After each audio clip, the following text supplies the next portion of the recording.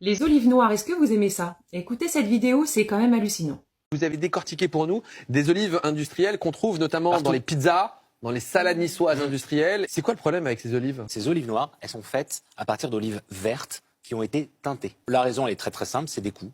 C'est pour baisser les coûts. L'olive verte ou l'olive noire, en fait, elle pousse sur le même arbre. C'est la même olive qui a, à maturité, est devenue noire. Il y a plein de réactions chimiques hyper intéressantes, mais ça prend énormément de mois. C'est beaucoup plus rentable de cueillir toutes les olives vertes quand elles sont pas mûres. Et ensuite, on trouve des astuces pour les rendre noires et faire croire aux gens que vous achetez des olives noires. On prend des olives vertes, donc qui sont vraiment pas mûres, hein, j'insiste là-dessus, très amères. On va les plonger dans de la soude. On va les goûter.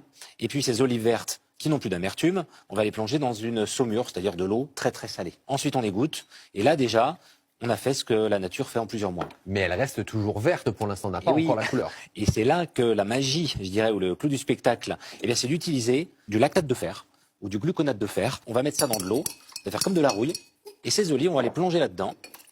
Et là, la magie va opérer. J'ai anticipé. Vous voyez, là, j'ai fait ça juste ce matin, au début de l'émission, enfin, Ah oui, un petit peu avant.